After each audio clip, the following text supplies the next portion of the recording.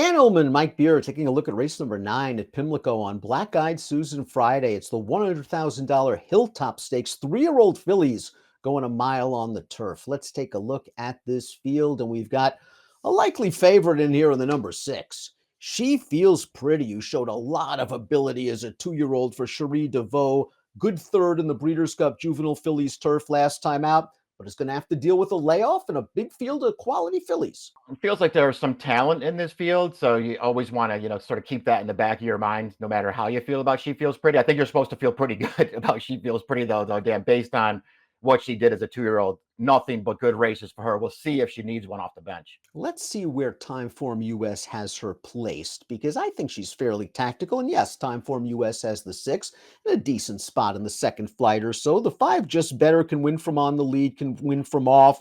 Society Ball, the number 7, switching to turf for the first time. Maybe that horse will show a little bit of speed. Rowan and Goddess is switching surfaces and stretching out. I'm just not sure this pace is going to be very, very fast, Mike. I don't really see any blazers in here. That's how I looked at it, too. I mean, I thought it was kind of tough to decipher who was actually going to wind up on the lead in here. So we'll see how it all plays out. But either way, I just didn't really feel like they were going to be going super fast up front. And if the pace is surprisingly quick, keep an eye on the 2. Royal Wind Tour for Graham Motion. That one has the fastest Timeform US late pace rating. Let's start things off with the 1. Rowan and Goddess for Hammy Smith. Jamie Rodriguez takes them out. This horse, the last time she ran on turf, was a winner.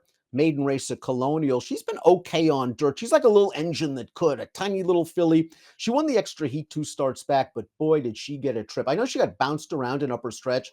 That day, though, the rail was gold, and she saved ground every single step. She ran okay last time out in the wide country, rating from off the pace. It's just a lot to prove on turf, going 2 turns against this caliber of competition. It just came up a really, really tough race for her to switch back to this surface. We already know that she can handle it, though, Dan, so that's a positive for her. She's probably going to be a pretty good price in this race from a great post, by the way, too. There should be another really good trip coming for her here.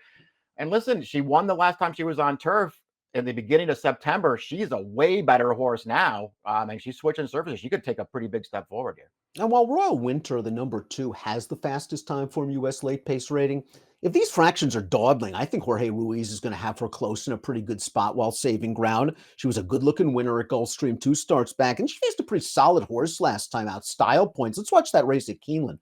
First level allowance. Style Points is already something like multiple grade 3 placed.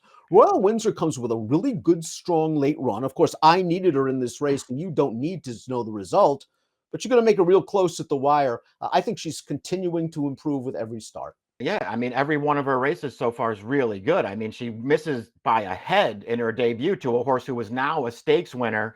She just misses here. I mean, a brutal bob there to not win that allowance race last time at Keeneland. And that's going a little bit longer than this, too. Cutting back's not an issue for her, Dan. She's going to get a great trip in this race because she's a really handy kind of horse. Her rider can just put her anywhere in the field in the spot. Big connections on the 3, Expatriate. This is a Chad Brown trainee. Flavian Pratt takes them out. This was a debut winner at Gulfstream Park. Let's take a look at Expatriate, who was bet down to 7-2 in this race. Not surprising considering the connections. The gray was traveling sweetly, turning into the stretch, and she's going to fight it out to win. The runner-up came back, placed on synthetic with a 73, placed on turf with a 73. Yeah, I mean, listen, she's just much the best in this race. She got spun a little wide to the first turn in this race, but she got an overall good trip. And I really liked the way that she was, finishing that race off there. And the horse that was running at her, there's her stablemate, Positive Care. You pointed out, ran on synthetic next, came back to turf up in New York and just got steamrolled by one of her stablemates also and finished second. I mean, I think she beat an okay horse that day, but I just liked the way that she did it. I don't think you should put too much stock in the sort of low buyer that she got for that field. I thought she ran really well. Not sure if the 4 Waves of Mischief will head to Horseshoe, Indianapolis for stakes action on Wednesday, or Old Hilltop for the Hilltop on Friday. If she runs here, she's a contender for Brendan Walsh, beautifully bred daughter of Into Mischief. Let's watch her debut run. She got a sweet trip as the favor under Tyler Gaffalione, settling in the pocket. But once she gets outside and into the clear, you have to like the way she finishes this off, despite still being a little bit green. Still a little green. She will go back to her wrong lead at the end of this race. But you're right, Dan. You have to like everything about this performance. They knew that she could run a little bit. They bet her accordingly. She's much the best hitter. And by the way, the horse that's running at her for second there, another first-time starter for Cherie DeVoe. That horse was well-meant and ran a big race. and was never catching waves of mischief. That was a really promising debut.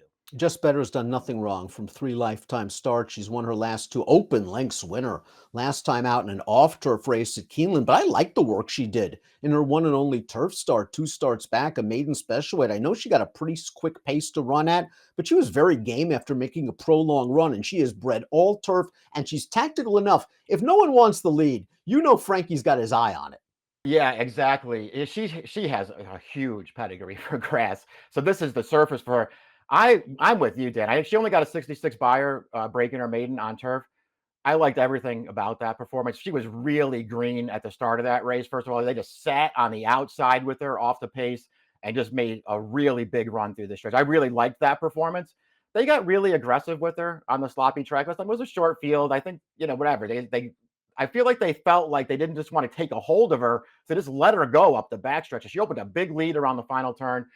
I don't care about that race. I think she's a turf horse, and I think she could really take a step forward in it with the right trip. She Feels Pretty did lots good as a 2-year-old. She won her first start sprinting. Then in the Natalma Stakes, she beat 1, 2, 3, 4, 5 next out winners, despite being bumped at the start. Because of that, she was favored in this race. The Breeders' Cup Juvenile Fillies and Fillies Turf. And Mike, listen, she was 3-4 wide all the way around the track from post 11. She takes a good bump right there, and she's still going to fight all the way down to the wire, finishing ahead of a couple of next out winners. One who would come back to win a grade 2 at Keeneland with an 85 buyer. She's just solid. We'll just see if she needs one off the bench. Exactly. She ran great in here, and she's just not quite good enough to get the job done, but she ran a great race in there. She was a grade 1 winner 1 start prior, and she won that race for fun after getting bumped at the start. So they sort of just took her back.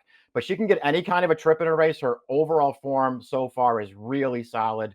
We'll see if she needs one. If she doesn't, she's going to be tough in here. Society Ball, the number 7, might be one of the speeds for Lacey Gaudette, Tylaya Pastina. This one showed good speed last time out in a 1-turn mile. It was a first level allowance on the dirt, but now it's a new surface. It's 2 turns for the first time and just worlds different from a class standpoint. Yeah, just one of those horses. It's hard to make I think a convincing case for her taking on a field like this one, because it's not like she lands in some kind of a soft spot in this kind of a race. I can see them getting aggressive with her again, Dan, after they wired a field going a mile last time, but I'm just not sure how that's going to work out against this kind of a field. Turf Rocket, the 8 claimed by Maryland Connections, Mike Trombetta, Larry Johnson for $50,000, 3 starts back. It worked out last time, going a mile in a maiden special at Gulfstream. Let's take a look at Turf Rocket. And again, just a good trip. Paco had this horse in the pocket. He gets to the outside without any fuss. And then this filly goes about her business. It's a big step up in class, and she did get a very good trip in this race. Great trip in here, but also a pretty big improvement for her too, Dan. The first start off the claim was a little bit of a disaster. I think you want to give her a lot of consideration for that one, and then judge her off of that performance, where it feels like she really improved for a really good trainer. Modern Sound, the number 9, is kind of an interesting case study. The only win thus far came going 5.5 on the turf at the fairgrounds, but I think she's going to be effective going longer. I thought her race 2 starts back at fairgrounds was okay, trying to rally from out of it. Last time at Turfway, she kicked it in way too late, although she did have some pace to run at. She just has to run a faster race. She'll be a good price for good connections. Yeah, as a relatively newly turned 3-year-old, only her second start, you expect a forward move out of her, Dan. I don't think I would bet her off of, the form that she's shown so far. But as you pointed out, the race 2 back when they stretched out, that's not a terrible performance. Maybe they were prepping her last time, Dan, just letting her run late. And Brown Sugar Babe, the number 10, completes the field. They ran her against older fillies and mares in a stake last time out, the Dahlia, and she really didn't do much at a big price. We've probably seen her best already after 11 lifetime starts. It's not a great post position. She's going to be a giant price in this race simply because she has to run faster. Yeah, she hasn't run a race that's going to give her any kind of a chance in here, and that includes the lone turf start last time, even if it was against older horses. I mean, the Solominis really aren't turf horses, Dan. This horse is really hard to make a case for. Let's take a look at our top picks for the Hilltop on Black Eyed Susan Friday. I like where you're going. Just Better has good tactical speed. You mentioned that super European pedigree. Asmussen's looks like he's got this one in good shape. Again, good looking on dirt 2 starts back, but we're not interested in that race. She was good on turf 2 starts back, even though it doesn't look as impressive as the dirt run. Yeah, I really, really liked her turf race. She might actually fall through the cracks a little bit here, too. I wonder what kind of price she's going to be in this race. She feels pretty. I'm happy to call her the horse to beat here, Dan. going to take one shot against her. There are some interesting horses in this race, win or lose. Yeah, I think She Feels Pretty is the horse to beat. I just hate playing horses off of long layoffs at short prices. Royal Wind Tour, though, I think is also going to get bet based on her running line. So for me, I'd like Waves of Mischief to run in this race because Me I too. think there's still a lot more in the tank. She's still very inexperienced and a little bit unprofessional. If she can put it all together, maybe she's the one to take the big step forward at a playable price. 5642 for Mike, 6248 for me. It's the Hilltop on Friday. Black Eyed Susan Friday at Pimlico. Good luck.